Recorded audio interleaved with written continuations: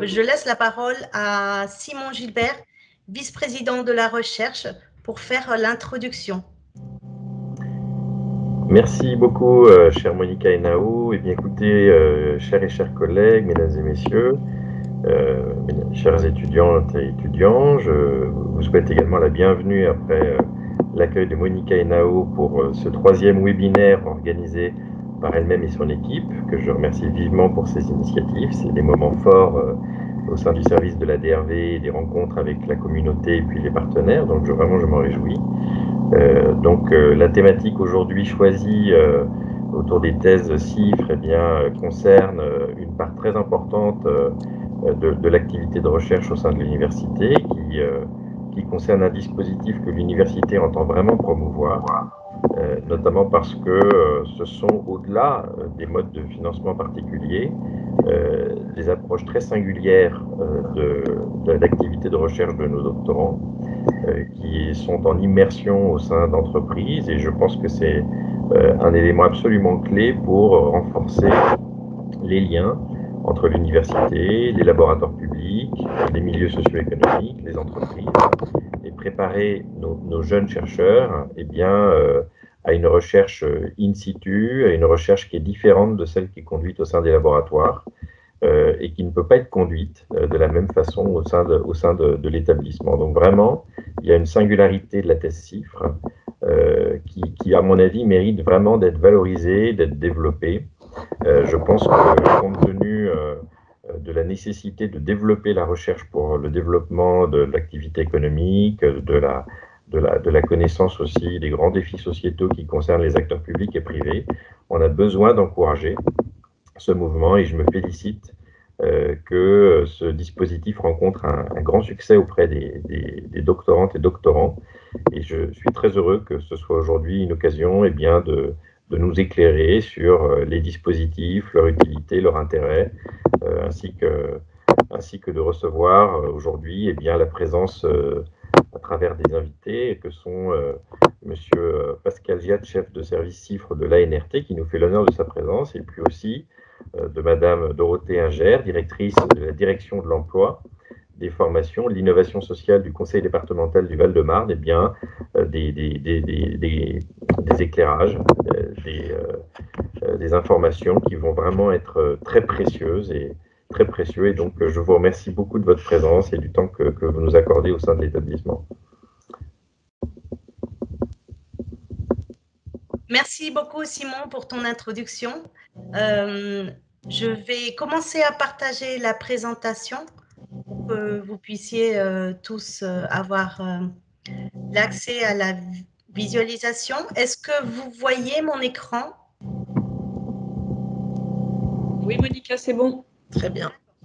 D'accord. Donc, je vais passer la parole à Anna Goichman.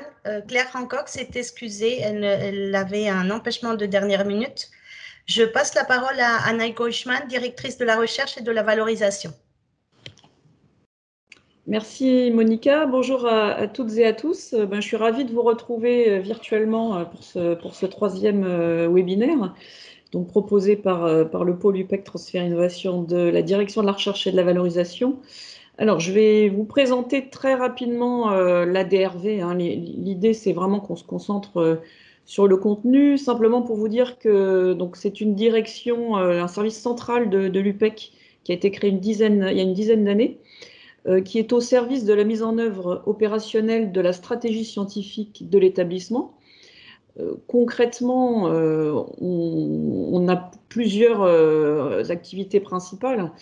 On vous accompagne, enseignants-chercheurs, personnel des unités et plateformes de recherche, au montage, au dépôt de projets pour obtenir des financements. On est également là pour faciliter la vie institutionnelle des unités de recherche. Une mission, donc valorisation, qui est importante, qui a toujours été présente, mais on va dire qui était un petit peu, sur laquelle on avait mis moins de moyens. Donc c'est toute la partie valorisation de la propriété intellectuelle et puis des résultats innovants. Et développer l'activité transfert innovation, donc je l'ai indiqué en rouge, c'est vraiment un souhait très fort de l'équipe politique. Et cela, enfin, on va dire que la création du pôle UPEC Transfert Innovation, donc en janvier, c'est encore assez récent, s'inscrit complètement dans ce souhait de mieux valoriser, de mieux détecter les résultats potentiellement innovants de nos laboratoires et de les emmener vers une exploitation, on va dire, une valorisation, qu'elle soit commerciale ou non commerciale. Merci. Donc la direction de la recherche et de la valorisation est constituée de 4 pôles. Donc le pôle structuration et stratégie scientifique, qui est vraiment le pôle qui anime la vie des instances de la recherche, donc les commissions d'évaluation et puis la commission de la recherche. On est également là pour, on va dire, faciliter, suivre tout ce qui est conventionnement avec nos partenaires institutionnels et puis les grands organismes qui sont en co-tutelle de nos laboratoires. Le pôle ingénierie de projet, donc, qui est vraiment sur la veille, l'accompagnement au montage de projets. Le pôle financier, qui est là pour assurer l'exécution des dépenses sur contrat. Et puis, donc, le pôle transfert innovation, dirigé par Monica Henao, et qui a vocation à vraiment développer son activité. Et on est toujours sur une organisation par grands pôles thématiques, santé, sciences et technologies et sciences humaines et sociales. Alors, quelques données qui montrent la progression de l'UPEC en matière de valorisation. Alors là, ce sont des données quantitatives, bien sûr, mais on a également on a à cœur d'améliorer l'offre de services offerte par la DRV et de monter aussi en compétences de manière plus qualitative. L'idée étant, en fait, ce que Monica constate et ce qu'on constate vraiment, là, je dirais, depuis le développement de l'activité, transfert innovation, c'est vraiment un besoin d'accompagnement des enseignants-chercheurs, notamment en termes de négociation. Alors, c'est vrai qu'on signe des contrats, c'est bien, on en est ravis. C'est vrai que dans certains cas, voilà, on peut avoir des collaborations très intéressantes avec tout type de structures, notamment des entreprises. Et on n'a pas encore, on va dire, la culture de valoriser notre expertise, notre savoir-faire. Donc voilà, je pense que là, on a vraiment une marge de progression aussi pour comprendre que ce que l'on fait, ce que l'on est a de la valeur. Et voilà, c'est vraiment un des objectifs du pôle, c'est d'améliorer l'accompagnement quantitatif et qualitatif. Voilà, j'ai terminé ma petite présentation. Merci beaucoup, Anna. On a beaucoup de défis devant nous, mais beaucoup d'idées et beaucoup de potentiel aussi à l'UPEC. Je passe la parole maintenant à la deuxième partie de notre présentation, le focus sur les activités concernant le dispositif CIFRE de la NRT et avec notre invité spécial du jour, l'Association nationale de la recherche et technologie, ANRT, avec Pascal Gillat, chef de service CIFRE de la NRT, qui nous rend honneur de sa présentation. Bonjour Pascal, bienvenue. Bonjour, Je vous merci. invite tous à prendre vos cafés si vous ne l'avez pas pris. Oui, c'est un café rencontre, effectivement. Merci beaucoup, merci à l'UPEC de me permettre de vous présenter ce dispositif, je pense qui est assez connu par la plupart des personnes ici présentes, qui est bien introduit en préambule de cette réunion. Donc, on parle souvent du dispositif CIFRE. En fait, on a plusieurs dispositifs. C'est pour ça j'ai mis au pluriel volontairement pour pouvoir aborder à la fois le dispositif CIFRE qui est le plus commun, qui est le plus usuel et qui regroupe la grande majorité des conventions CIFRE, mais on a un petit frère ou une petite sœur dispositif qui est le dispositif CIFRE Défense. Donc j'en dirai quelques mots à la fin de cette présentation. Donc, vous rappelez que ce dispositif existe depuis 40 ans. On a fêté le 15 mars dernier les 40 ans de ce dispositif qui n'a pas été interrompu durant ces 40 années. Donc, il faut le souligner. Je voudrais aussi souligner le fait que l'ANRT est en charge de gérer ce dispositif pour le compte de l'État depuis la création du dispositif, depuis 81. Donc on a une grande antériorité à gérer ce dispositif au sein de la NRT. Donc aujourd'hui, c'est d'abord c'est 1550 allocations qui sont allouées en 2020. Nous avons, comme vous pouvez voir sur ce graphe, une évolution sur ces 20 dernières années du nombre de chiffres alloués chaque année. On voit qu'on a une progression lente, mais certaine, d'année en année, à la fois sur les allocations qui sont attribuées aux entreprises, les nouvelles allocations attribuées, mais aussi sur le nombre de dossiers déposés. Alors on voit qu'on a une petite inflexion des dossiers déposés, c'est la courbe grise, les colonnes grisées. On voit qu'au gré des aléas économiques, on voit qu'on a un petit infléchissement dans les années 2000, entre 2009 et 2012, qui est vraiment le contre-coup de la crise qu'on a tous subi en 2008-2009. Mais on voit qu'on est en progression notable depuis ces années, avec une petite inflexion en 2020, mais on a tous subi cette crise Covid de plein fouet, et les chiffres également. On a eu une baisse de dépôt des dossiers en 2020 de l'ordre de 12%. Retard qu'on a déjà comblé, puisque les derniers chiffres montraient une progression par rapport à l'année dernière, cette année, de 12,8%. Donc on voit qu'on est en train de rattraper l'infléchissement de 2020. Ce qui est plutôt de bon augure. Vous dire aussi que c'est une allocation qui correspond à 42 000 euros répartis sur 3 années, donc 14 000 euros par an, et qu'on a tout type de structures qui bénéficient des allocations CIFRE, à la fois en termes de taille d'entreprise, mais en termes de typologie d'entreprise, parce qu'il faut entendre entreprise au sens employeur, parce qu'on verra que peuvent porter des CIFRE, non seulement le secteur privé, mais aussi le secteur public, notamment les collectivités territoriales, les mairies, les agglomérations, les régions, les départements. Toutes ces structures peuvent employer des CIFRE. Donc, la CIFRE, c'est un triptyque assez simple entre une structure socio-économique, qui est l'employeur, un salarié doctorant et un laboratoire académique, auquel j'associe l'école doctorale, parce que nous sommes dans le cadre d'une formation diplômante qui permet d'obtenir le grade de docteur en sciences qui correspond au 3e cycle. Donc il faut bien évidemment une inscription en école doctorale de l'étudiant. Généralement, c'est l'école doctorale de référence du laboratoire, mais pas nécessairement. Donc ce triptyque dont nous assurons la gestion, à la fois dans les dépôts des demandes qui nous sont faites.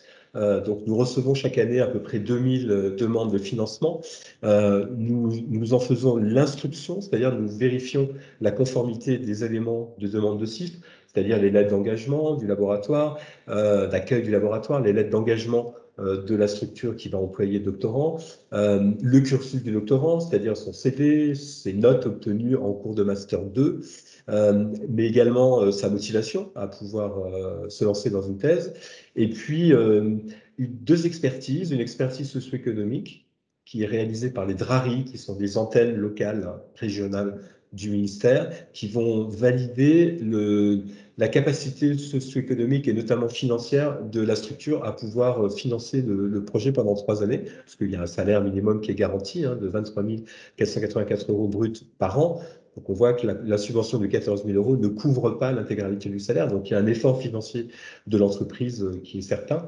Donc la structure, l'expertise économique va vérifier la capacité de l'entreprise à bien pouvoir financer le projet pendant 3 ans, puis aussi sa capacité d'encadrement, parce que c'est un triptyque, vous avez un doctorant, un directeur de thèse et un tuteur en entreprise, et il s'agit que le tuteur en entreprise ait les compétences et les capacités à pouvoir encadrer le doctorant au sein de l'entreprise, puisque le doctorant va passer du temps à la fois au laboratoire, mais aussi au sein de l'entreprise. C'est une formation, vous avez 2 cultures de recherche, la culture privée qui est au sein de l'entreprise et la culture qui est vraiment du domaine du public qui est encadré par le directeur de thèse. On voit qu'on a ce triptyque qui s'organise.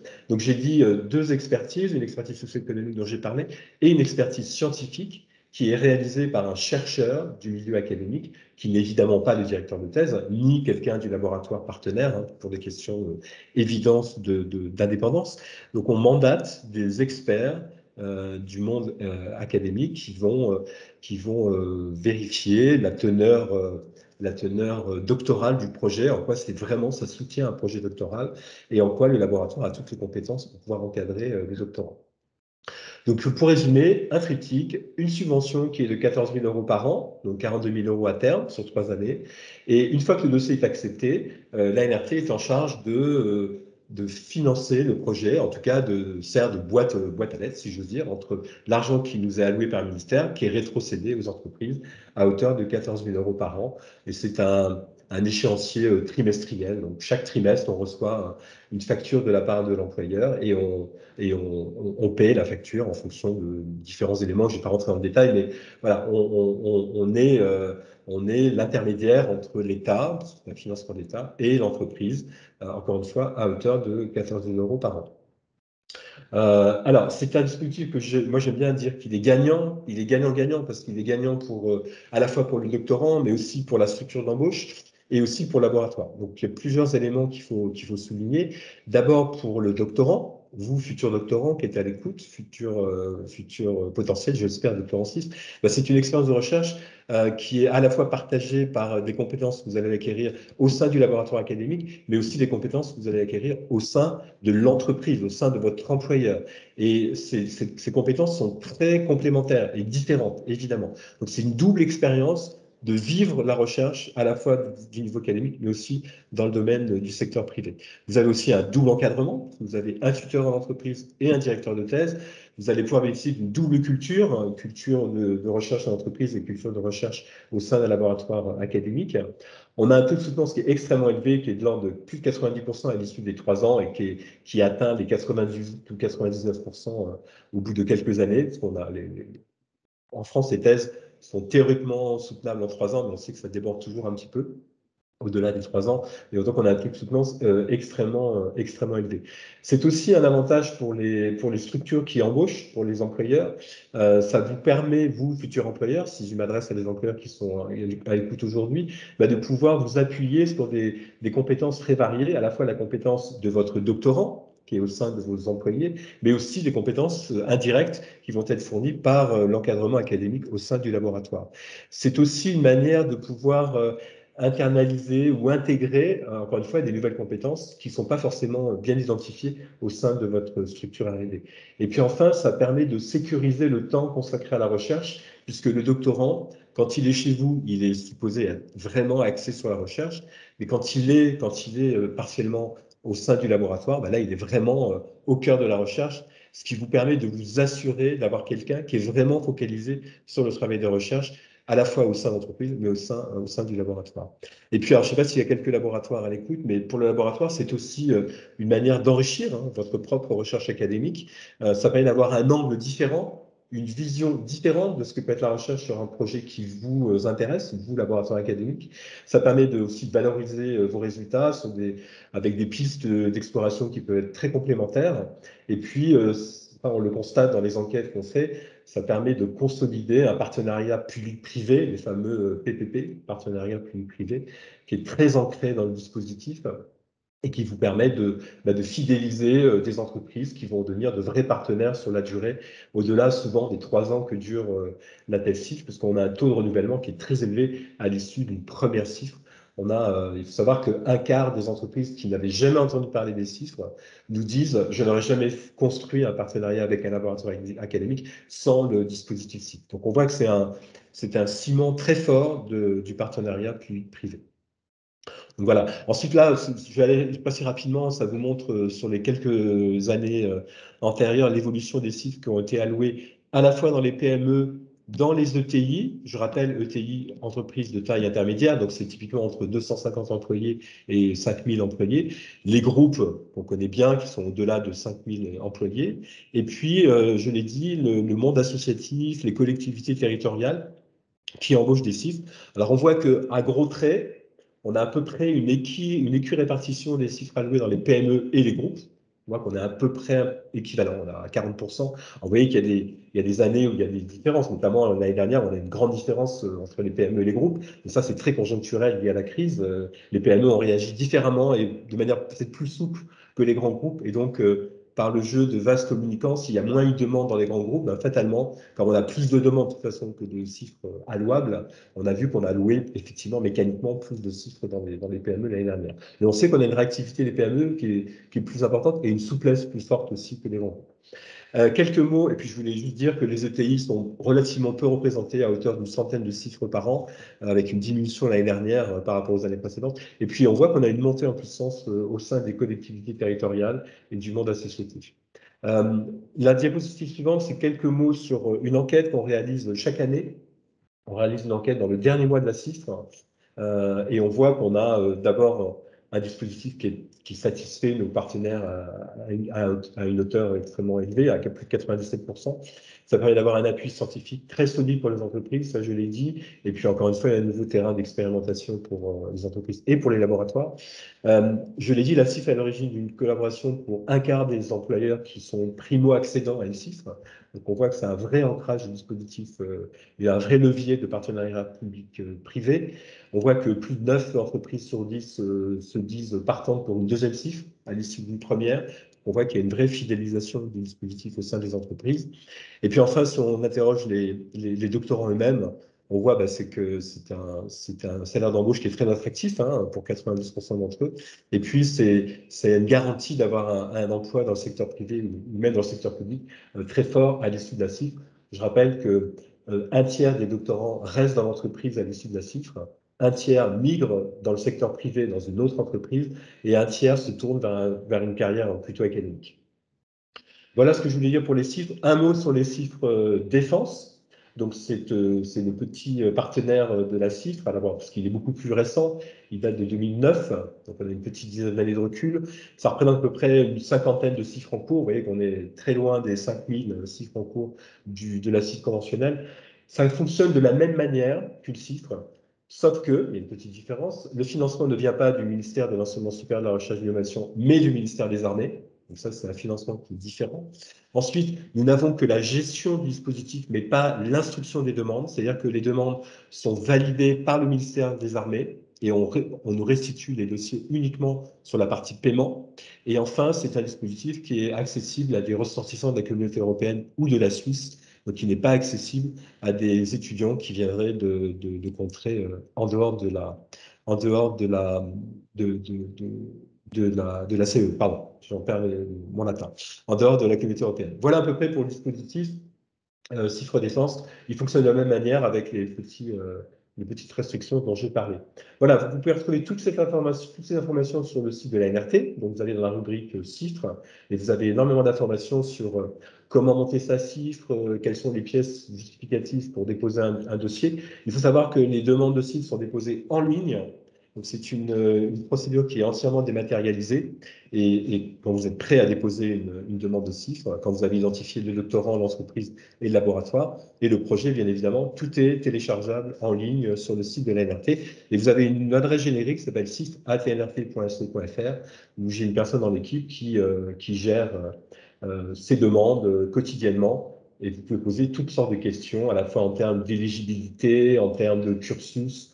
J'ai oublié de dire qu'il n'y a pas de limite d'âge, par exemple, pour les doctorants. Je ne sais pas quelle est la moyenne d'âge des doctorants qui sont plutôt doctorants présents aujourd'hui à ce café rencontre, mais il faut savoir qu'on a des exemples de CIFRE à plus de 60 ans en fin de carrière. Donc, il n'y a pas de limite d'âge pour démarrer une CIFRE. Voilà, c'est ce que je voulais dire. Voilà ce que je voulais partager avec vous sur ces dispositifs ce matin. Merci beaucoup, Pascal. On va laisser quelques minutes pour des questions-réponses. Est-ce qu'il y a des questions que vous souhaiteriez poser à Pascal?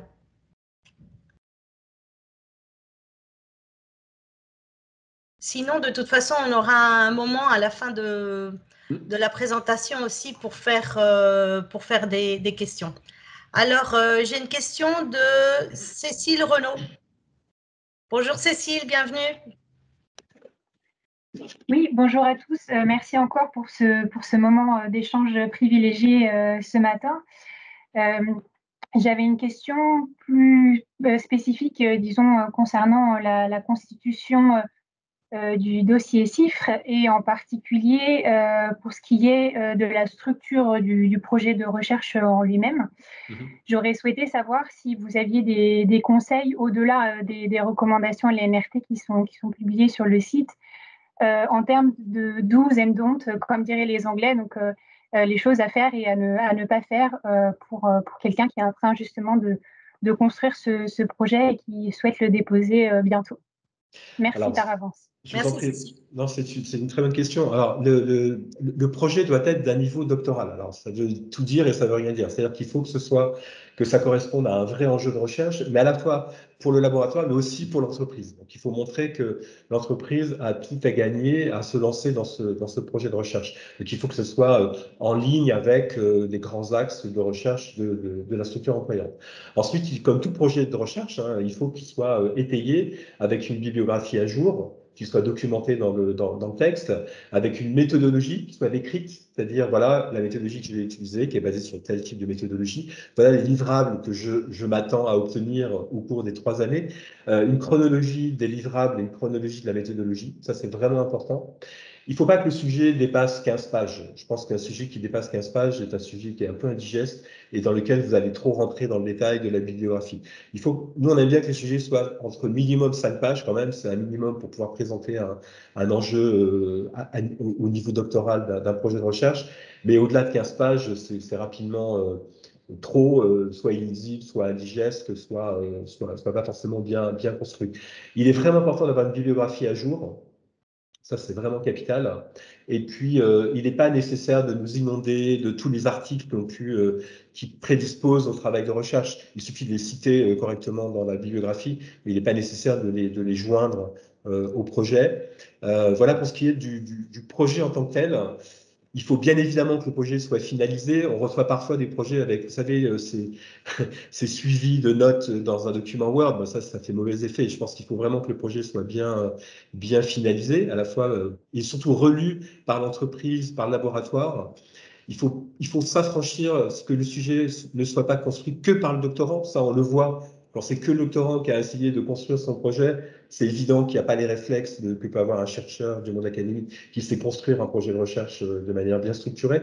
Donc voilà, il faut vraiment le co-construire avec le futur employeur, avec le directeur de thèse. C'est vraiment important d'avoir cette co-construction du projet.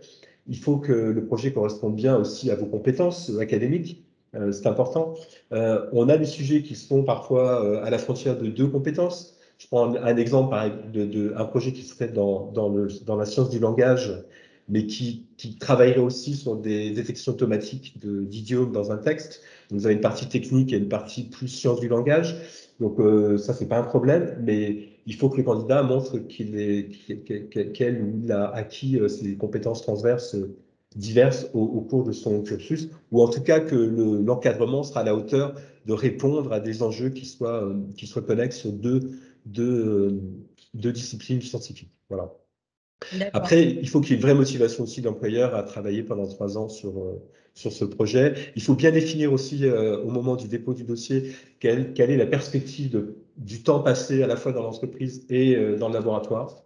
Il ne faut pas que ce soit 100% d'entreprise ni 100% laboratoire, parce que le jeu du double regard, des doubles compétences, de la double culture de recherche ne jouera pas si le doctorant est 100% dans une structure ou dans l'autre. Donc il faut qu'il y ait un bon équilibre. Moi, j'avais regardé la moyenne sur 2018-2019. On tombait à peu près 50% de temps dans l'entreprise, 50% au laboratoire. Je crois que c'était 51% en labo, 49% en entreprise, mais c'est vraiment, oui, il y a une vraie parité sur l'ensemble des quelques milliers de thèses. Mais vous avez des thèses, vous avez 20% d'entreprise, 80% au labo, ou bien 20% au labo et 80% d'entreprise. Ça dépend vraiment du sujet, et ça dépend du moment de la thèse. Vous pouvez passer plus de temps au laboratoire au début pour bien comprendre les enjeux de recherche et de la bibliographie, et puis à passer un peu plus de temps en entreprise, ou bien faire des enquêtes de terrain. Je prends des enquêtes en sociologie ou des enquêtes notamment en sciences humaines, où vous avez plus de temps sur le terrain. Ce que je n'ai pas dit aussi, c'est que la première discipline dans les thèses CIF, ce sont les SHS, les sciences de l'homme et de la société, à hauteur de 26 à 27% des thèses. Et ensuite viennent les sciences et techniques de l'information et de la communication, l'informatique au sens général, à hauteur de 20 à 22%. Donc, vous voyez que la première discipline, c'est ce qu'on réunit dans l'intitulé des SHS. Voilà les quelques conseils que je peux vous donner. Merci beaucoup Pascal. J'ai une question pour Claire Auger. Bonjour Claire. Bonjour, merci. Merci de cet exposé. Je voulais savoir si on pourrait avoir la présentation, si vous pouvez nous l'envoyer pour la conserver, surtout pour la diffuser auprès des encadrants en particulier. Je dirige une école doctorale et ça va intéresser beaucoup de monde. Et l'autre chose, c'est que j'avais deux questions sur est-ce que, vous l'avez peut-être dit, je suis désolée si je ne l'ai pas entendu, est-ce qu'il y a bien toujours un délai entre l'embauche et le début d'un éventuel dispositif CIFRE? Dans mon souvenir, c'était de 6 mois et je voulais savoir si c'était toujours le cas. Et la deuxième question, c'est pourquoi est-ce que les institutions publiques sont toujours écartées du dispositif à ma connaissance? Alors, sur les délais, on parle de plusieurs délais, hein. Donc, vous avez d'abord le délai qui est indépendant de nous, qui est le délai de préparation du projet. Et ça peut prendre effectivement plusieurs mois à essayer d'abord trouver une entreprise qui veuille bien embaucher le doctorant sur un projet qui intéresse un laboratoire et un doctorant, ou bien l'inverse, avoir déjà une entreprise intéressée avec un laboratoire, mais pas encore le doctorant, donc identifier le bon doctorant. Vous voyez que c'est un triptyque qui se construit avec le temps. Donc ça peut prendre un petit peu de temps. Ensuite, au moment où vous déposez le dossier et le moment où vous passez en comité, parce que ce que je n'ai pas dit, c'est qu'on a une commission ou un comité qui se réunit tous les mois, sauf le mois d'août pour des raisons de vacances, mais tous les mois, on a un comité qui se réunit et vous pouvez avoir un délai d'attente entre le moment où votre dossier il est prêt à passer en comité, mais comme on a un nombre un contingenté de CIF qu'on peut accepter par comité, bah, mécaniquement, vous pouvez être dans une liste d'attente et vous passez qu'au comité suivant. Donc, on a le délai moyen entre la date à laquelle vous déposez la demande sur le site de la NRT et la date à laquelle vous passez en comité.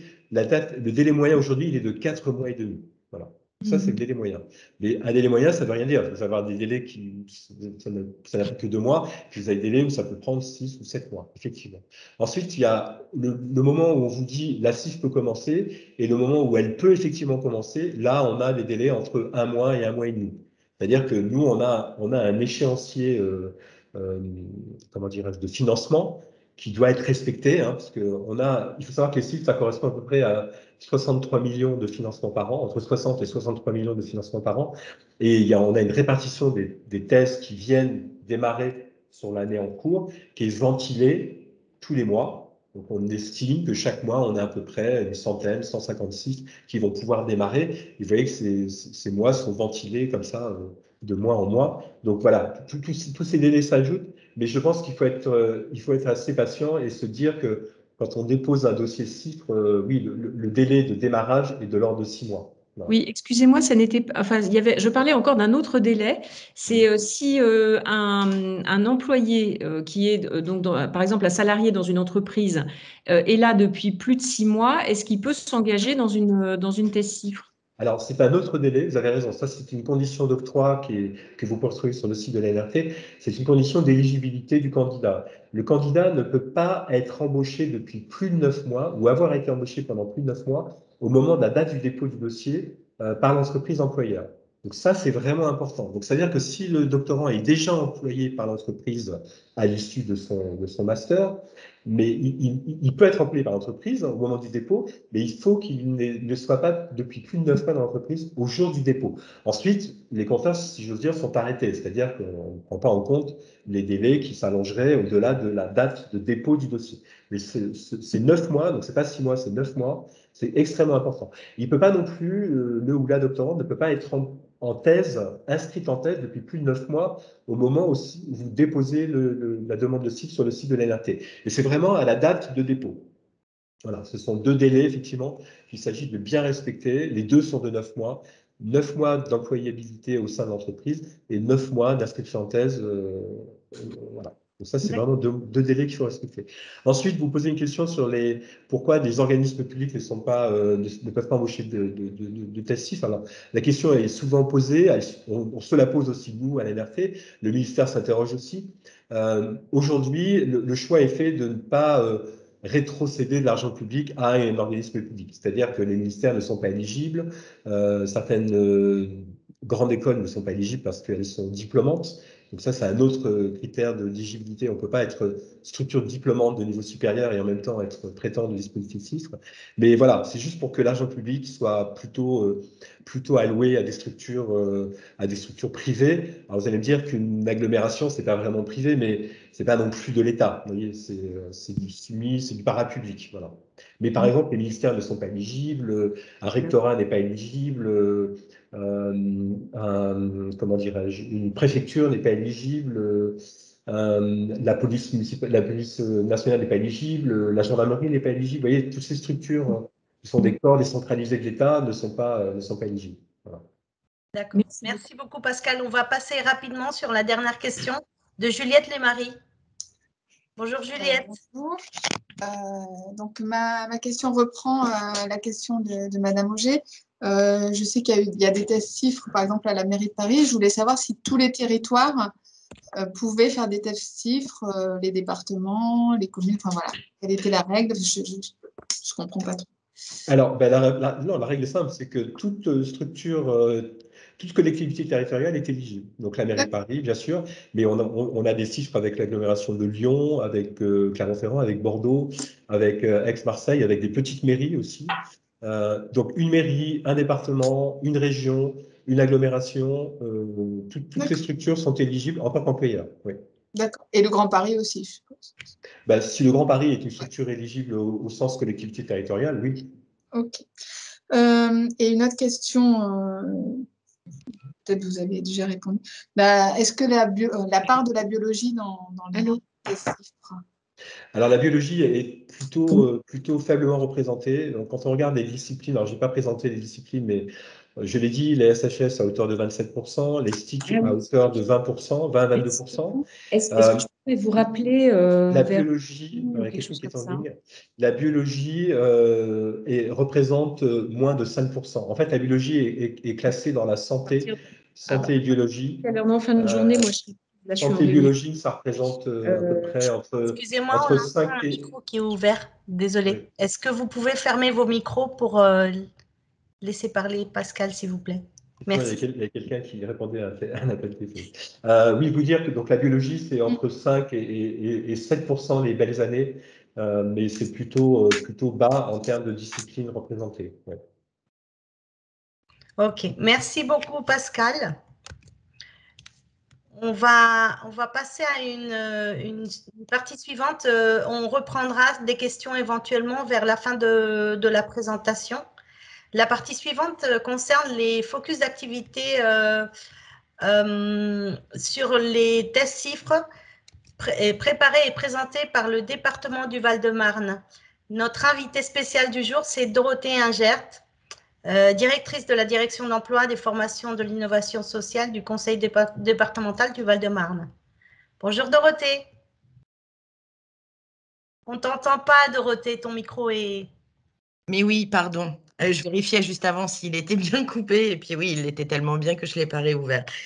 Donc bonjour à tous, là c'est plutôt du coup le pendant de la présentation de la NRT, c'est-à-dire le côté travaux pratiques. Et effectivement, vous avez posé pas mal de questions sur public-public. Donc oui, il y a du public-public, mais comme l'a dit Monsieur Giat, fonction publique, il y en a trois. Il y a la fonction publique d'État, la fonction publique territoriale et la fonction publique hospitalière. Et évidemment, c'est compliqué pour l'État de financer l'État directement. En revanche, toutes les collectivités territoriales peuvent effectivement être en contrat CIFRE avec un laboratoire. Et donc, c'est pour montrer un peu peut-être... Enfin, ce n'est pas du tout un contre-pied, c'est une complémentarité, mais de montrer quelle complémentarité on peut avoir parce que forcément, la majorité, on l'a vu dans les chiffres, ça reste effectivement des entreprises, alors des PME, des grands groupes, on voit que les ETI ont un peu plus, sont un peu plus réticents, mais les collectivités territoriales aussi et sans doute de plus en plus. Enfin, en tout cas, je l'espère. Pourquoi cela? Parce que dans les collectivités territoriales, on est sur un temps... On n'est pas sur la même échelle de temps que l'université ou que la production de connaissances en général. C'est-à-dire qu'on est sur des mandats électoraux, donc un temps relativement court en termes de montage d'actions et donc attendu des résultats, parce qu'on est aussi fonction publique d'État, donc avec du public, et les départements, c'est quand même le marqueur, les solidarités, donc avec des personnes qui sont en difficulté. Et donc, évidemment, on ne va pas s'inscrire dans un temps long pour trouver des réponses à leurs problématiques. Pour autant, pour répondre avec des actions qui sont efficaces, correctement dimensionnées et peut-être parfois un peu innovantes, parce qu'au bout d'un moment, comme partout, on a besoin d'aller un peu plus loin et d'aller innover. Finalement, le contrat-cifre est un très bon moyen puisqu'il peut nous propulser dans le temps plus long, mais finalement sur 1 ou 2 postes, ce qui pour une collectivité comme la nôtre est totalement envisageable. On est 8000 agents, donc inutile de vous dire que d'avoir 2 ou 3 thésards en même temps, c'est vraiment pas ça qui va impacter de façon significative la masse salariale, ou en tout cas l'enveloppe financière de la masse salariale. En revanche, ça nous permet vraiment de rentrer dans la production de connaissances sur nos propres politiques publiques, de prendre cette distance dont on a besoin si on veut être un peu efficace et puis pertinent. Et ça permet également pour le laboratoire d'avoir une déclinaison, je dirais, un peu plus opérationnelle et d'avoir accès à des données, du réel. Je m'explique. Quand on fait une thèse en sociaux sur les bénéficiaires du RSA ou sur les allocataires du RSA, ça permet d'avoir effectivement, alors évidemment tout ça de façon anonymisée, mais les données réelles. Quand on travaille, et je vous en dirai 2 mots un peu plus tard sur les questions de pollution atmosphérique, nous, comme on a la compétence des routes, on a absolument tous les comptages possibles et imaginables sur les trafics routiers. Et donc, ça permet tout à la fois et à la collectivité d'avoir justement de la production de connaissances sur ces compétences et au laboratoire d'avoir quelque part des données extrêmement pratico-pratiques pour avancer dans la production de connaissances. Donc ça, c'est plutôt vraiment de l'intérêt des collectivités territoriales et on voit que ça augmente. Alors c'est petit, hein, mais l'augmentation est non négligeable. Enfin, on n'est pas loin en quelques années d'une augmentation de 30 à 40% en regardant les graphes. Donc voilà, c'est pas la majorité, mais c'est vraiment quelque chose qui s'inscrit. Ce qu'il y a d'intéressant, et M. Gial a dit aussi, c'est la répartition entre la collectivité, enfin l'entreprise, mais bon, comme ça a été dit, hein, l'entreprise au sens large, l'entreprise au sens employeur, et le laboratoire qui permet effectivement d'avoir une vraie souplesse, parce que on n'est pas obligé d'instaurer une règle qui dure pendant les 3 ans. Parfois, ça peut être bien moins que 50%, parfois, ça peut être bien plus, selon les moments de la thèse, selon les moments de réflexion.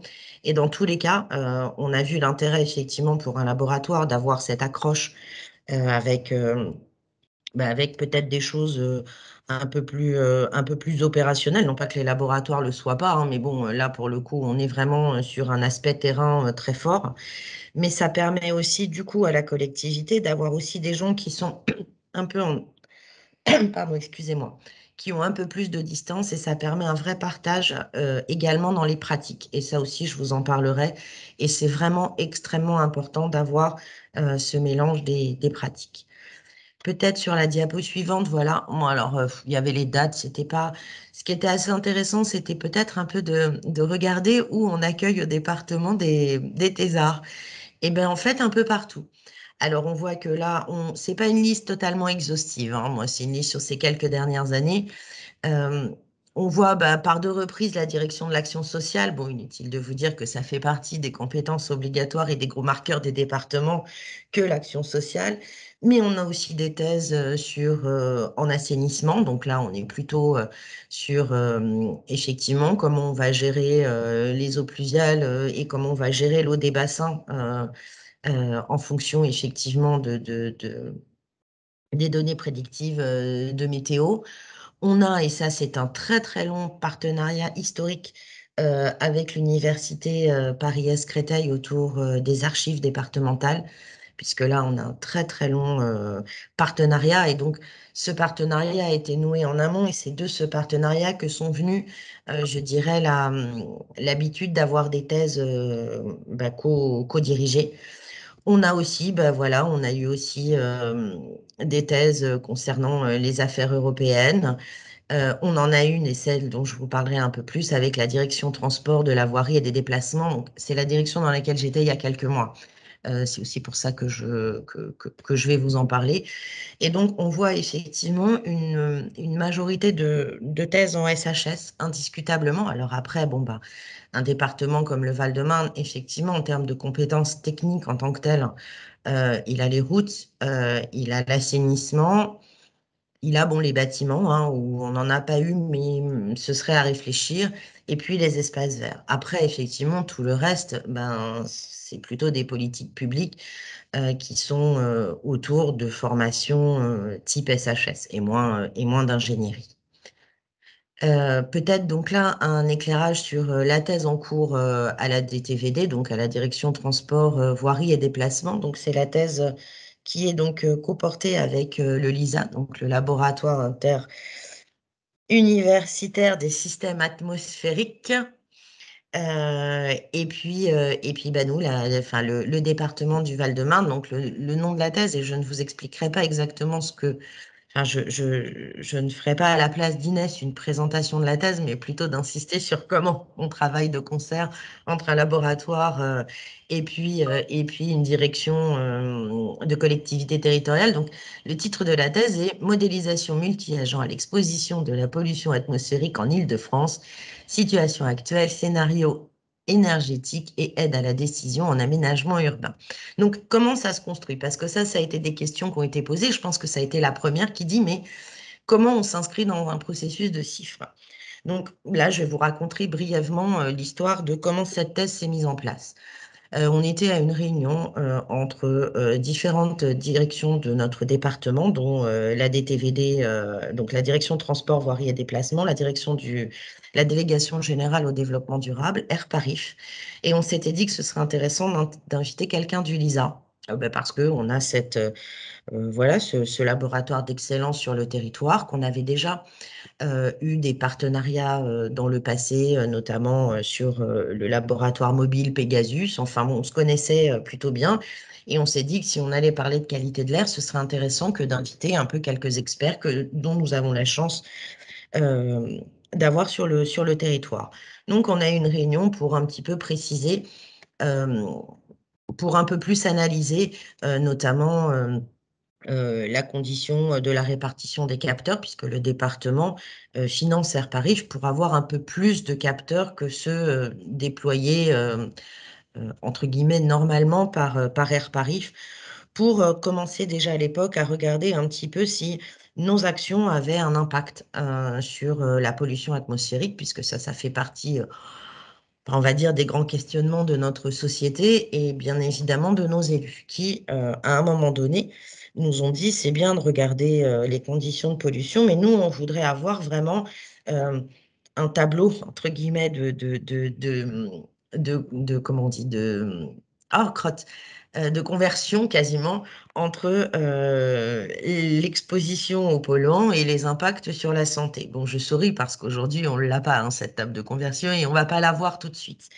Pour autant, c'était quand même une question importante pour nos élus, et ce qui était sous-jacent, c'était de dire comment nous, département du Val-de-Marne, à notre niveau, on peut intervenir sur ces questions-là.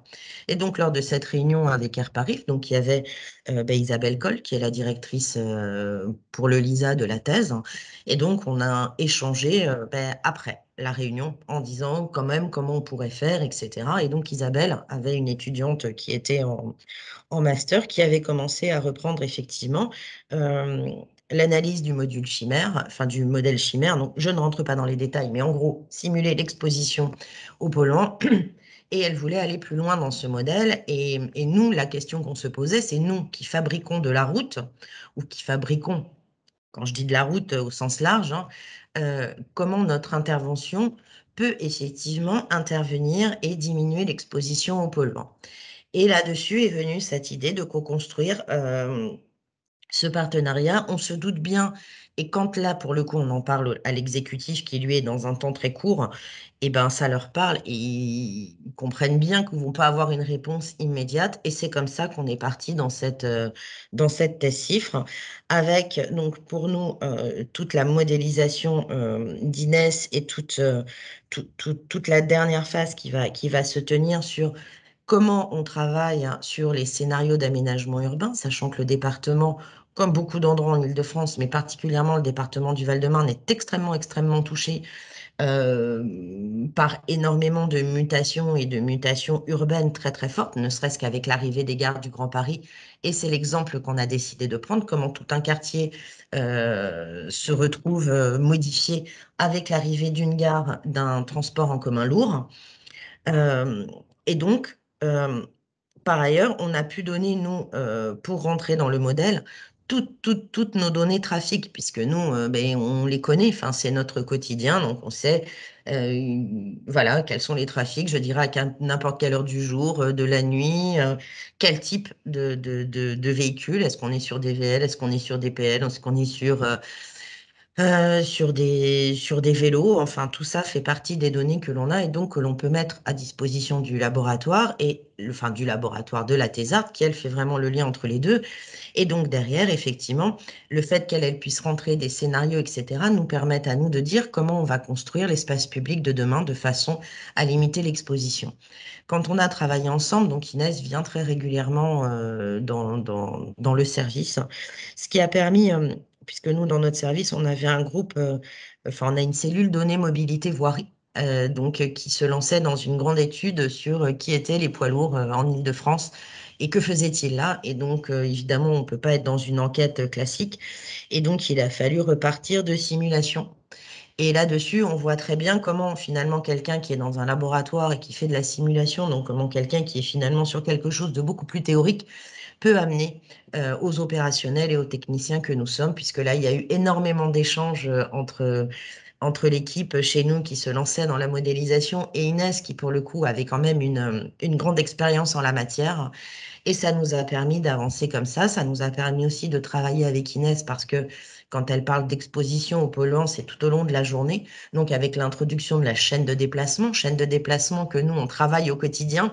Et donc, c'est vraiment ce rapport entre une opérationnalité très forte et une compétence scientifique extrêmement forte du laboratoire et Inès Macny, la thésarde, au milieu de tout ça, qui permet effectivement d'avancer et sur des choses extrêmement pertinentes, tant pour la production, je dirais, de connaissances pures, et ça c'est le travail de la recherche publique, que sur comment nous, on doit appréhender de façon très opérationnelle la construction et l'élaboration de notre espace public aujourd'hui et demain. Et ça nous a énormément fait évoluer en essayant y compris voilà, de faire de l'expérimentation sur nos voiries pour effectivement regarder comment on pouvait moins exposer la population aux pollutions atmosphériques. Voilà un petit peu sur un cas un peu concret de comment on peut collaborer. Ensuite, et ça c'était le dernier slide, c'est que bon, on est une collectivité territoriale, donc la fonction publique territoriale, il n'y a aucun poste, enfin il n'y a aucune fonction qui requiert un doctorat. C'est-à-dire qu'à part la fonction publique d'État, enfin dans la fonction publique territoriale, il n'y a pas de cadre de métier à bac+8.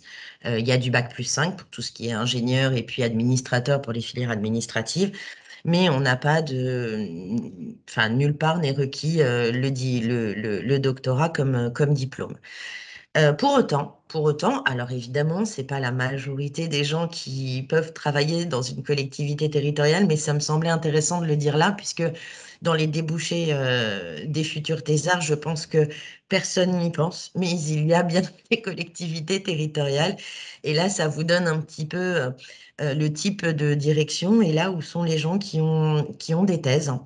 Donc, on en a aussi bien à la direction, à la relation à la population, à l'action sociale, bien évidemment, à la culture. À la culture, on en a plusieurs parce que, bon, dans la direction de la culture, bon, bien sûr, on a quelqu'un donc, qui est responsable du secteur des spectacles vivants et qui est vraiment sur la partie culture, enfin, culture au sens large.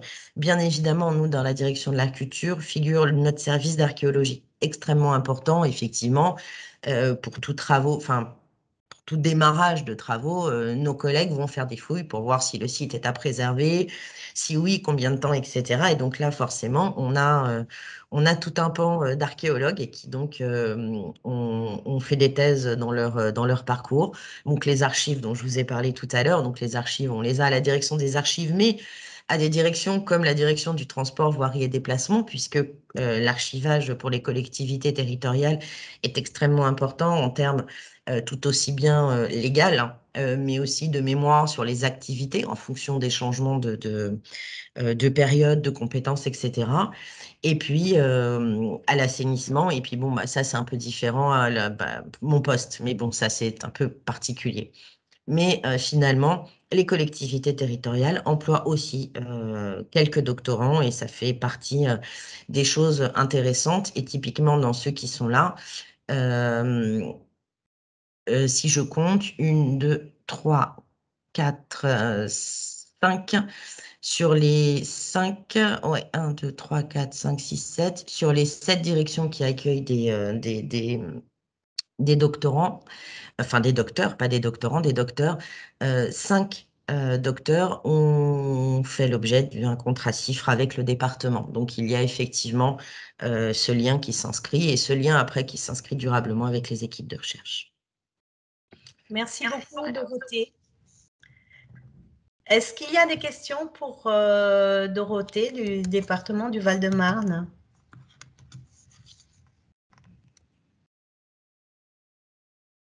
Sinon, on peut passer à la partie suivante et à la fin, on aura encore un moment d'échange. Donc, on va passer à un retour d'expérience ponctuel d'une doctorante qui fait actuellement une thèse CIFRE avec nous. Bonjour Sophie.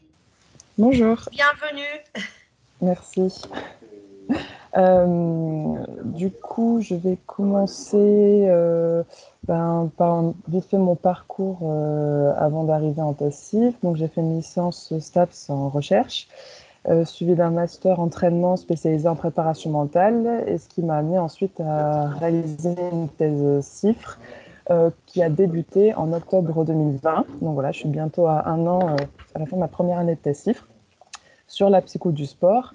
La thématique de ma thèse aussi, pour faire un peu bref, c'est sur la relation entraîneur-athlète dans la lutte, parce que donc, ma convention CIFRE a été signée entre l'UPEC et la Fédération française de lutte. Donc, objectif d'optimiser les relations entraîneur-athlète et d'investiguer tout ce système-là dans ce sport qui est un sport de combat individuel. On y a eu déjà beaucoup d'explications sur la thèse CIFRE, donc j'espère que je ne vais pas être trop redondante sur tout ça. Mon expérience un peu de la thèse CIFRE, c'est que c'est un processus qui est très intéressant mais très long. Moi, dans mon cas, on a mis beaucoup de temps à mettre en place le dossier et à le mettre sur le site pour le déposer. Et le retour également de la NRT était un petit peu long par manque d'experts. Je crois qu'il y a eu un peu des soucis parce que mon domaine, donc le domaine STAPS, est assez peu représenté. En plus, comme on a vu tout à l'heure avec le graphique, une fédération, c'est un statut associatif. Donc, du coup, on fait partie d'un petit pourcentage de structures qui accueillent des thèses CIFRE. Donc, pour revenir un peu sur mon expérience de tout ça, entre le dépôt, comment je peux revenir sur les phases de tout ça? On va dire que j'ai trouvé la fédération, elle a été intéressée par mon travail en septembre 2019. On a réussi à déposer ensuite, à constituer tout le dossier et à le déposer fin janvier 2020. Et ensuite, on a eu une réponse 6 mois plus tard, donc en juin 2020. De la part de la NRT. Donc moi, j'ai eu de la chance, c'est que la réponse a été positive directement, comparé à certains collègues doctorants que j'ai qui ont eu, eux, des retours négatifs. Donc, ils ont dû modifier et redéposer leur dossier. Donc, on va dire que j'ai eu un peu de la chance. Ce qui est un peu difficile dans cette attente, c'est la motivation, parce que ça ne donnait pas trop envie de commencer le travail de thèse. C'était un petit peu compliqué de se lancer là-dedans et d'être motivé parce qu'on ne savait pas trop ce qu'il y avait à la clé. Mais voilà, après, une fois que ça commence, c'est très bien parce que voilà, j'ai eu la réponse en juin 2020 et j'ai commencé en octobre 2020. Voilà par rapport à ça. Ouais, du coup, ce que je voulais mettre en avant, c'est l'aspect un peu long de ce dispositif et surtout aussi, ce qui est important, c'est de se mettre bien au clair avec les personnes qui nous encadrent. parce que le dossier est assez lourd à mettre en place. Il faut que les personnes soient vraiment investies. Il y a besoin de beaucoup d'informations. Donc, il faut vraiment avoir des contacts un peu de tout le monde pour pouvoir avoir vite des réponses sur les questions qu'il y a besoin. Des fois, il y a des questions d'ordre financier que la personne qu'on est en contact avec l'entreprise n'a pas forcément les chiffres en tête ou des aspects un peu comme ça administratifs qui sont moins connus suivant les personnes. Dans les documents aussi pour le dépôt de thèse, ce qui est un peu compliqué, c'est de se projeter, notamment par exemple le planning de suivi du doctorant qui est à faire sur 3 ans. C'est un peu difficile de se projeter, de savoir exactement comment vont se passer les 3 années, parce que moi en plus j'avais pas forcément trop de modèles de personnes dans mon entourage qui ont fait ça, donc c'était un peu compliqué d'arriver avec mon directeur de thèse à dire il se passera telle action à tel moment. Ça, c'était un petit peu la difficulté. Développer le projet de thèse aussi, c'est pas évident parce que faut beaucoup s'avancer et comme l'a dit tout à l'heure monsieur Giat, il faut une biblio, il faut déjà commencer un peu le travail de recherche pour pouvoir déposer son dossier et développer le sujet de thèse. Mais bon, c'est bien parce qu'au moins on met un peu les pieds dans le plat dès le début. Aussi, ce qui est important quand on se lance là-dedans, je pense que ça va être d'anticiper au maximum les pièces à donner parce qu'il y a énormément de documents à donner. Il y a les présentations du laboratoire, la présentation de l'entreprise, il y a tout cet aspect un peu administratif à remplir.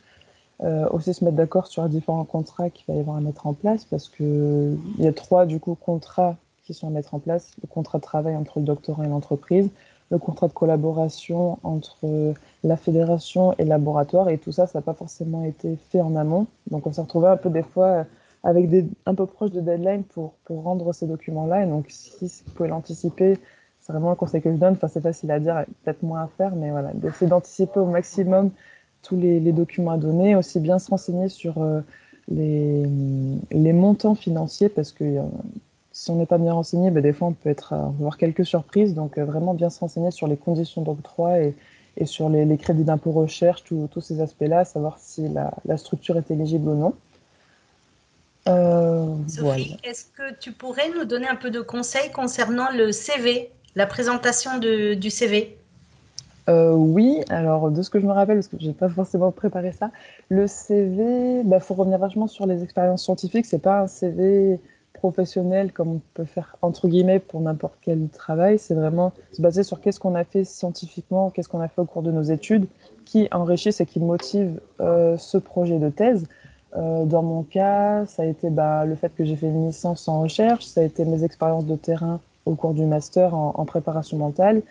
Voilà, qu'est-ce qui nous a sensibilisés et voilà, qu'est-ce qui nous pousse à faire ça aujourd'hui, parce que la lettre de motivation aussi, c'est un aspect important, parce que pareil, vraiment dire pourquoi on a fait ça, qu'est-ce que ça va nous apporter, et donc vraiment c'est montrer qu'il y a une base solide à ça et qu'il y a vraiment de l'intérêt à nous financer en fait pour ce projet-là. Les objectifs personnels dans la lettre de motivation aussi, les objectifs scientifiques, professionnels et nos perspectives aussi d'avenir, voilà. Et dans la lettre de motivation, moi, j'ai vraiment essayé de dire vraiment le fond de ma pensée, alors que dans le CV, j'ai essayé de mettre en avant, voilà, entre guillemets, ce que la NRT attend, de montrer mon bagage scientifique et mon bagage de terrain pour montrer que le format CIFRE était vraiment adapté dans mon cas. Après, ça va, ça aller? Oui, je pense que c'était déjà faire un retour d'expérience. On a souhaité le faire comme ça parce que c'est vraiment une catégorie qui est atypique sur faire une thèse CIFRE sur des sports en sciences humaines et sociales. Et on voulait justement montrer avec les invités du jour, c'est que les thèses CIFRE, c'est vraiment un dispositif qui est ouvert à différentes structures et à tout type de thématiques. Et non seulement scientifiques, mais sciences humaines et sociales également. Est-ce qu'il y a des questions pour Sophie? Je vois sur le chat, il y a une question. Vous avez parlé de 3 contrats, contrat de travail avec organisme entreprise, contrat de collaboration entre organisme entreprise et labo. Et quel est le 3e? Alors le 3e, du coup, c'est la convention CIFRE qui se fait entre l'entreprise et l'ANRT. Voilà, si je ne dis pas de bêtises, peut-être que monsieur Jade voudra compléter, mais il me semble que c'est ces trois contrats de travail, contrat de collaboration. Et après, Oui, Oui, Alors, voilà, c'est ça. je me permets également de répondre. Hein. C'est le contrat de travail, le contrat qui est géré entre l'ANRT et l'entreprise employeur, et le contrat qui est fait entre l'académie, donc l'UPEC, et l'employeur. Donc, c'est 3 contrats. Voilà, c'est ça. Et, Pascal, je crois que ton micro est désactivé. Ça y est, j'ai remis le micro. Merci pour ces précisions. Oui, le seul contrat dans lequel la NRT est signataire, c'est le contrat de la convention CIFRE entre l'entreprise et donc la NRT. Nous n'intervenons pas dans le contrat de travail, évidemment, qui relie le doctorant et l'entreprise, et on n'intervient pas non plus dans le contrat de collaboration qui va noter les conditions de co-encadrement et du partenariat entre le laboratoire et l'entreprise. C'est notamment important de notifier dans ce contrat de collaboration plusieurs choses. D'abord, tout ce qui concerne la propriété intellectuelle ou l'API au sens général, les éventuels brevets et les partages de brevets que pourraient produire les travaux, in fine, et puis définir dans ce contrat de collaboration la part de chacun en termes de couverture des dépenses liées à des participations à des congrès, qui paie quoi, l'hôtel, le transport, l'inscription, etc. Vous voyez, on va vraiment dans des points très pratiques. Et dernier point qu'il faut quand même souligner, c'est que ce contrat de collaboration, il va aussi notifier le financement, on va dire ça comme ça, en tout cas la part financière de l'entreprise vers le laboratoire, en compensation de l'utilisation des données du laboratoire, de son savoir-faire, parce que le laboratoire arrive avec un vrai savoir-faire en termes de recherche académique, et puis pour des tests plus technologiques, l'utilisation de matériel, par exemple, je ne sais pas moi, de bandes de mesure, d'accélérateurs de particules, voilà. Donc ça se monnaie aussi entre l'entreprise et le laboratoire. Alors l'ANRT n'intervient pas dans cette négociation, mais elle est notifiée, cette négociation, dans le contrat de collaboration. Donc c'est vraiment quelque chose d'important qu'il faut garder à l'esprit pour les futurs employeurs, c'est qu'il y a un volume financier qui est octroyé par l'entreprise au laboratoire en compensation de son savoir-faire et de l'utilisation de matériel. Merci beaucoup, Pascal, pour cette information en plus. Nous allons passer au 5e point et on va parler un peu plus sur cet aspect contractuel et de collaboration entre l'employeur et l'UPEC. Donc, je me présente, je suis Monica Henao, responsable du pôle transfert innovation de l'UPEC, qui a récemment été créé à partir de janvier de cette année. Je vais vous donner juste un petit contexte concernant la valorisation de la recherche. En fait, notre idée, c'est vraiment permettre d'assurer l'exploitation du potentiel des recherches et de maximiser son impact, parce que c'est vraiment important pour nous de pouvoir mener et augmenter la maturation de la recherche et de l'amener jusqu'au monde socio-économique et l'environnement. Donc, l'idée vraiment de la valorisation, c'est de déterminer quelles sont les conditions sous lesquelles une recherche a été faite pour qu'elle puisse être menée à bien et mise dans le marché.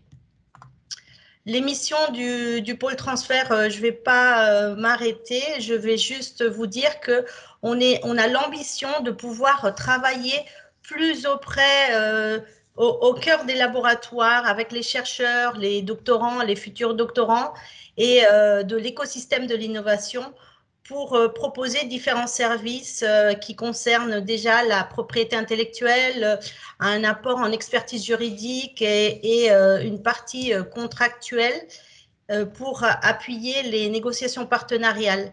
On accompagne également les dépôts des appels à projets et la valorisation économique des activités et des projets de recherche. Pour les tests CIFRE, ponctuellement, je souhaiterais vous dire que notre accompagnement cherche à retrouver, à développer des conventions de collaboration avec un équilibre partenarial où il y ait vraiment l'estimation des apports matériels, humains et financiers ainsi que les connaissances qu'apporte le laboratoire et ce que représente l'accueil d'un doctorant au sein du laboratoire. Et on veille à ce que chaque partie puisse maintenir, par exemple, les conditions de propriété intellectuelle équilibrées, une exploitation de résultats potentiels, s'il en existe une, puisse être également équilibrée. Et on veille également à éviter une distorsion de concurrence. Donc, c'est vraiment un équilibre. Et pour estimer les apports d'une thèse CIFRE, on voit vraiment que chaque convention est unique et qu'il faut vraiment estimer ce que Pascal a commencé à nous dire vraiment, c'est qu'il faut vraiment estimer plusieurs aspects. J'ai mis ici quelques-uns des plus importants. Par exemple, quel est le temps de travail du doctorant dans le laboratoire et chez le partenaire, parce que ça détermine aussi les conditions d'accueil du doctorant. La personne qui encadre, il faut bien savoir également, parfois il y a double encadrant, double laboratoire par exemple qui encadre au sein de l'UPEC, encadre le doctorant. Et parfois, il y a également un double encadrement de la part de l'entreprise, parce qu'il y a des intérêts communs et des thématiques qui viennent apporter des informations et il y a besoin d'utiliser ces informations au sein de diverses directions. Et là, on essaye de bien déterminer quels sont les encadrants et la richesse de l'accueil qui pourra être faite pour le chercheur. Par exemple, dans le cas de laboratoire, double laboratoire UPEC, le doctorant fait une thèse où une partie de sa thèse est au sein d'un laboratoire encadré par une personne et l'autre partie de sa thèse est faite au sein d'un deuxième laboratoire encadré par un autre expert, un autre chercheur expert. Donc, il faut vraiment savoir comment on peut estimer cela et on est là justement pour ça. On est également là pour déterminer les conditions optimales pour le doctorant, pour revoir quelles sont ces conditions et qu'il puisse avoir une distribution de l'attribution d'autres coûts, par exemple ceux des missions, des consommables, l'achat d'équipements, l'achat de matériel pour des preuves, des analyses, etc. Et on analyse également l'activité un peu inventive qui peut en résulter. Et grâce à ça, on fait un tableau grâce à ces informations, on fait un tableau base d'estimation des thèses. Et cela permet de rencontrer l'équilibre. En fait, on regarde quels sont les frais d'encadrement de chacune des parties, donc le partenaire et l'UPEC. L'apport des salaires du doctorant qui est fait par le partenaire, on le compte toujours sur la colonne du partenaire parce qu'on tient en compte que l'employeur fait l'apport du salaire du doctorant et c'est un apport en plus que l'on va regarder lorsqu'on voit l'équilibre des conventions de collaboration. On voit s'il y a par exemple des coûts d'environnement du doctorant, des frais de fonctionnement, des frais de mission, etc. On détermine les coûts complets et à ce bilan, on estime les déductions applicables de la subvention de la NRT et du dispositif du crédit impôt recherche qui est applicable sur la plupart des employeurs des thèses CIFRE. Donc, vraiment, si vous envisagez de faire une thèse CIFRE, l'invitation, et Sophie le disait bien, l'invitation, c'est de venir le plus en amont possible pour essayer de vous accompagner dans ces démarches. On peut bien dire que la démarche côté préparation est assez intense, mais ça porte beaucoup de fruits. Et c'est très, très, très intéressant. Pascal le disait, lorsqu'on parle des tests CIFRE, c'est gagnant-gagnant. Moi, je dirais c'est triple gagnant. Gagnant, gagnant, gagnant. Parce que c'est le laboratoire, le doctorant, l'employeur qui gagnent chacun sur des conditions différentes.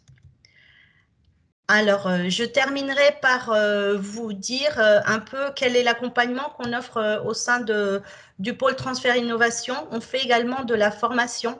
On accompagne les conventions, on crée les conventions de collaboration qui vont être signées par le président de l'UPEC.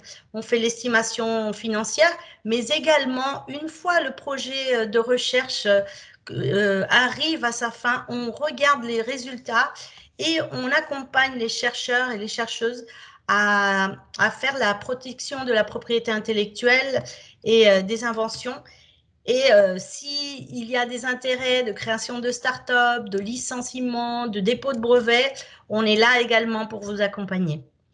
On a eu une création d'un formulaire Microsoft Forms qui nous permet de faire, qui vous permet à vous, laboratoires, chercheurs, de créer une nouvelle demande au sein du pôle pour que vous puissiez être accompagné. Le lien est ici en bas lorsque vous recevrez les diapositives, vous aurez le lien en direct sur le formulaire. Et là, vraiment, ce qu'il faut faire, c'est donner 4 informations. Les informations du porteur, les informations du projet, les informations du partenaire et les dates. Voilà, c'est un formulaire qui se remplit en 5 minutes et on demande vraiment 4 données importantes. Mais c'est important pour nous de pouvoir recevoir les demandes au travers de ce dossier. Et puis, avec ceci, on conclut notre première vague des cafés virtuels. On a réalisé en avril le premier café « Comment financer ses projets de recherche ». Le deuxième, c'était le rôle des pôles de compétitivité pour accompagner les projets de recherche. Et le troisième, c'était celui-ci sur les tests CIFRE. Nous sommes très intéressés de pouvoir entendre vos commentaires, de savoir si vous avez des thématiques sur lesquelles vous voulez qu'on puisse approfondir. Et n'hésitez pas à nous envoyer les informations sur le mail. Donc, on revient, on termine avec la possibilité de pouvoir poser les dernières questions à chaque participant. J'ai vu qu'il y avait sur le chat une question de Marie-Paul Colmayer. Combien de temps d'attente pour l'instruction en ce moment? Ma demande a été déposée au complet au 15 mars. Je pense qu'on a répondu partiellement, mais est-ce qu'on peut lui donner une réponse? Alors, c'est très compliqué de vous donner les délais, puisqu'il faut savoir que les dossiers sont passés par ordre de complétude. Alors, je m'explique. Un dossier est complet lorsqu'on a tous les éléments pour pouvoir faire les expertises.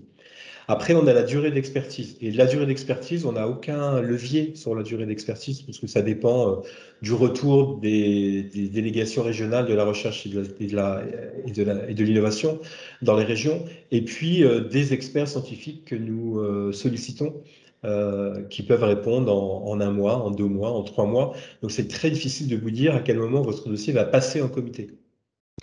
Une fois que j'ai dit ça, on passe les dossiers par ordre de complétude. C'est-à-dire qu'on revient à la date de complétude, c'est-à-dire date à laquelle on était en capacité de pouvoir faire l'instruction du dossier. Donc, par exemple, vous déposez un dossier le 15 mars, il y a quelques jours d'échange avec l'entreprise pour complément de dossier. Votre dossier, imaginons, serait prêt le 20 mars. À partir du 20 mars, on lance les 2 expertises, socio-économiques et scientifiques. Et là, le délai de réponse des experts peut être extrêmement variable. Toujours est-il que lorsqu'on reçoit les 2 expertises complètes et validées, on revient à la date de complétude et on passe les dossiers en comité par date de complétude. Voilà. Donc, je ne sais pas dire, je ne peux pas répondre précisément sur ce dossier-là. Si vous me dites qu'il a été déposé le 15 mars, je ne sais pas vous dire précisément quand il va passer. D'accord. Il y a une autre question. Est-ce qu'il y a une date pour déposer un dossier? Alors non, il n'y a absolument pas de date. Vous pouvez déposer tous les jours de l'année, n'importe quelle heure du jour, voire de la nuit, puisque c'est un dépôt en ligne. Donc vous pouvez vous connecter sur le site de l'NRT et déposer votre demande de CIFRE à tout moment. Non, il n'y a pas de date particulière. D'accord, merci beaucoup à Alice Otmani qui a posé cette question. J'espère que vous avez les réponses. Alors, il y a une autre question. Que se passe-t-il sur le plan temporel pour les doctorants débutant leur thèse, mais pour lesquels la demande de bourse CIFRE n'aboutit pas? Supposant un nouveau dépôt et donc un repos de l'intégration de l'entreprise, la bourse est-elle d'une durée inférieure à 3 ans ou la thèse devra-t-elle être prolongée? Comment la jonction avec l'entreprise s'opère-t-elle alors? C'est Denis Alamargo qui a posé la Alors, question. d'accord, je suis pas sûr d'avoir tout bien saisi la question. En fait, ce qui se passe, c'est que la subvention est de 36 mois.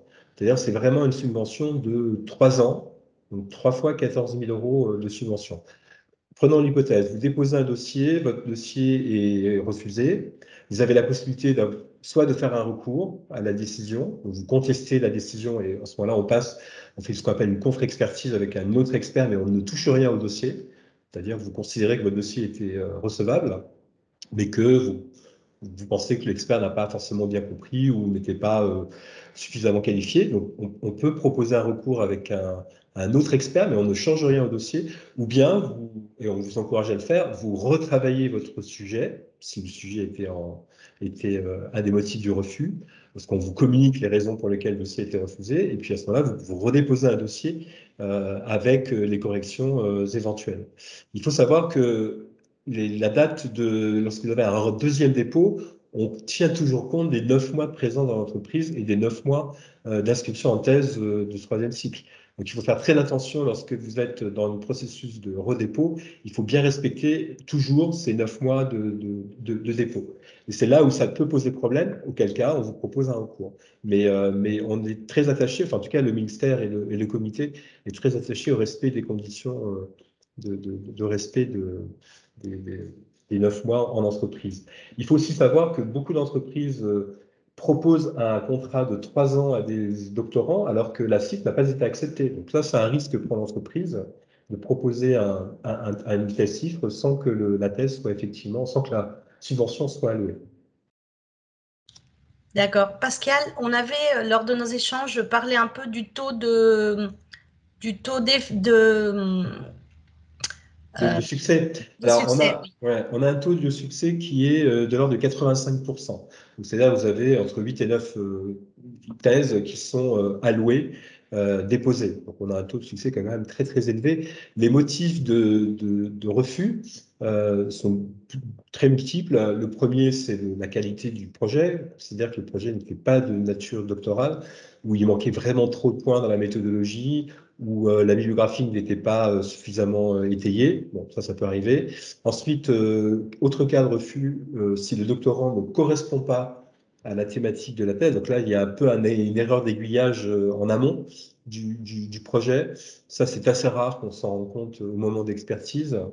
Et puis, vous pouvez avoir des vices de forme qui n'ont pas été identifiés au moment du dépôt du dossier. On s'aperçoit que le doctorant a effectivement été embauché par une filiale du même groupe pendant quelques années auparavant. Et là, en l'occurrence, il y a une condition d'éligibilité qui tombe. Voilà. Voilà à peu près les conditions. Alors, il y a autre cas de figure pour des très petites sociétés. Je pense à pas forcément des startups, mais des toutes petites structures ou des structures associatives pour lesquelles le refus vient d'une fragilité trop importante sur les finances de l'entreprise à bien mener le projet pendant 3 ans. Parce qu'on embarque quand même un étudiant pendant 3 années.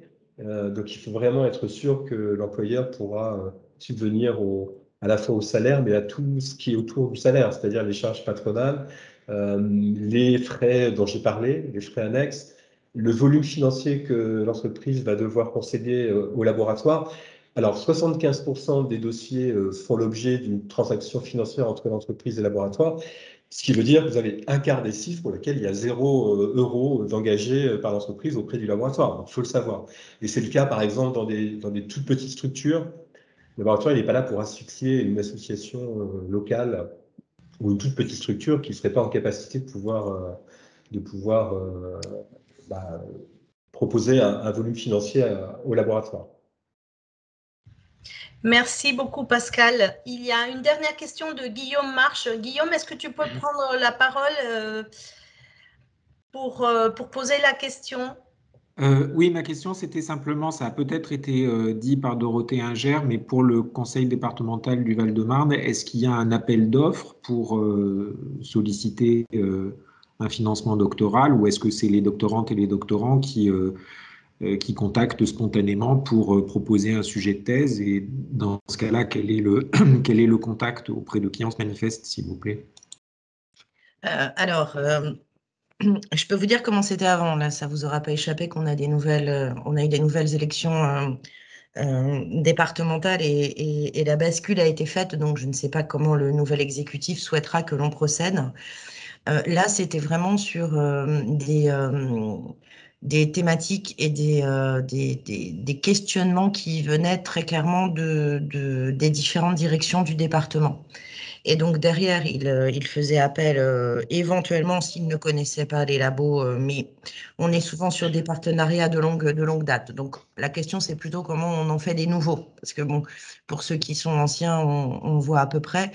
Là, l'idée, c'est de contacter la direction dans laquelle je suis aujourd'hui, la direction emploi, formation, innovation sociale, et notamment Christophe Ambroise, qui est le chargé de mission enseignement sup, recherche et innovation au sein du département, et qui donc est un petit peu le coordinateur de toutes les actions avec l'enseignement sup, et donc en premier lieu, bien évidemment, l'UPEC, et qui, en fonction des sujets qui pourront arriver, si vous en avez en tête, pourra voir avec les directions. Là, l'idée, c'est plutôt que lui aille voir toutes nos directions, et c'est ce qu'il a commencé à faire, pour avoir le panel un peu des besoins que pourraient avoir les différentes directions du département, et derrière de se retourner vers l'UPEC et voir un peu comment on match. Puisque l'idée, c'est vraiment voilà, qu'on arrive à trouver la partie commune entre les intérêts du département et les intérêts des laboratoires. Mais bon, c'est le principe même de la CIFRE, en fait. Donc voilà, donc peut-être se rapprocher de Christophe Ambroise avec voilà, le point d'interrogation que je mets aujourd'hui avec un nouvel exécutif, et donc il ne s'est absolument pas prononcé sur, voilà, sur la suite de comment on travaille voilà, sur les questions de lien à l'enseignement supérieur et à la recherche, puisque les bourses CIFRE sont bien évidemment par thématique, mais rentrent bien évidemment dans ce travail de développement de l'enseignement sup et de la recherche sur notre territoire. Merci Dorothée. Je me permets d'ajouter que tout dépendra de l'organisme. Parfois, il y a des appels d'offres, par exemple pour la ville de Paris. Je sais bien que pour les tests CIFRE, il y a des appels d'offres ouverts sur des dates spécifiques. Et pour les doctorants qui sont intéressés, ils doivent se présenter dans les dates spécifiques. Ils proposent certaines thématiques, par exemple pour la ville de Paris, mais ce n'est pas quelque chose de fixe. Ils ont la possibilité de recevoir différents types de thématiques, et ils sont dans leurs conditions actuelles, ils sont ouverts à la possibilité de propositions de la part des doctorants. Donc ça, c'est quelque chose qui peut être pris en compte, qui est intéressant. Là, il y a aussi également, j'ai eu l'occasion de participer à un forum de l'ANRT qui invite différents industriels. Et lors de ce forum, il y a la possibilité pour les doctorants de faire la recherche de potentiels tests CIFRE en lien avec leur orientation thématique, pour pouvoir retrouver des employeurs et des possibilités. Peut-être un mot sur le forum dont vous parlez. Effectivement, depuis plus de 15 ans, on avait un forum où on proposait à des futurs employeurs de rencontrer des doctorants. Ça permettait de pouvoir faire rencontrer à peu près 1 millier de doctorants. Ce forum n'a pas eu lieu en 2020 pour les raisons de Covid, puisqu'il avait toujours lieu en mars, donc pour le coup, ça a vraiment été annulé. Il n'a pas été non plus reconduit en 2021 pour des raisons d'incertitude liées au Covid. Donc, on est en train de réfléchir à une mise en relation entre des futurs doctorants et des futurs employeurs et des laboratoires sur une vraie plateforme de mise en relation. Il y a déjà une plateforme de mise en relation que vous pouvez trouver sur le site de l'ANRT, mais ce n'est pas vraiment une plateforme de vraie mise en relation. Une plateforme où vous pouvez trouver des propositions de tels chiffres par des entreprises, des labos, et puis vous, doctorants, vous pouvez déposer votre CV. Mais on est vraiment en train de travailler sur une nouvelle plateforme qui permettra en live de pouvoir faire rencontrer de futurs employeurs avec de futurs doctorants. Et Merci, normalement, c'est Pascal. prêt pour la rentrée. Voilà. Oui. Je me permets également de vous dire, si vous avez des thématiques, des besoins spécifiques, vous pouvez créer la nouvelle demande au pôle transfert innovation. On essaiera de pouvoir vous conseiller et vous accompagner sur cette recherche éventuelle d'un employeur sur une thématique spécifique. Bon, on arrive sur la fin du webinaire. Je vais donner la parole à Anna Goichman pour faire la finalisation de ce webinaire. Merci beaucoup, Monica. Bah, écoutez, je crois que voilà, il est 11h30. Il y a eu beaucoup de questions dans le fil. Donc, je pense que c'est bon signe, c'est qu'il y avait, enfin, voilà, il y avait un réel intérêt de la part des participants. Moi, je tiens à remercier énormément les intervenants. Je crois que c'était vraiment un webinaire d'une très bonne qualité. Et je pense que, enfin voilà, on a démarré des échanges qui vont continuer, j'en suis certaine.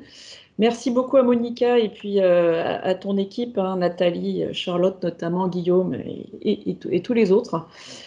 Voilà. Alors, ce qui est pas mal avec Teams, c'est que je pense qu'on peut continuer finalement à envoyer des questions et des réponses. Donc, n'hésitez pas. Voilà. Je suis vraiment ravie de ce format. Et puis, j'en profite pour vous souhaiter un très bel été, en espérant se retrouver à la rentrée et peut-être même pour des sessions en présentiel. Voilà. Oui, on a l'ambition de pouvoir, on l'espère, un jour faire un café non virtuel sur une vraie terrasse pour échanger sur la valorisation de la recherche et l'innovation à l'UPEC. Et on vous invitera, on n'hésitera pas à vous inviter. Simon, est-ce que tu es là pour faire quelques derniers mots? Je crois que Simon devait nous quitter. Non, je pense qu'il avait un autre engagement. Bon, alors, je vous remercie à tous. Merci à tous. Moi, je dois partir aussi. J'ai un autre engagement, mais en tout cas, merci beaucoup, Pascal, Dorothée. Merci beaucoup. Merci de l'invitation. D'avoir participé à ce webinaire. On vous attend nombreux pour la rentrée.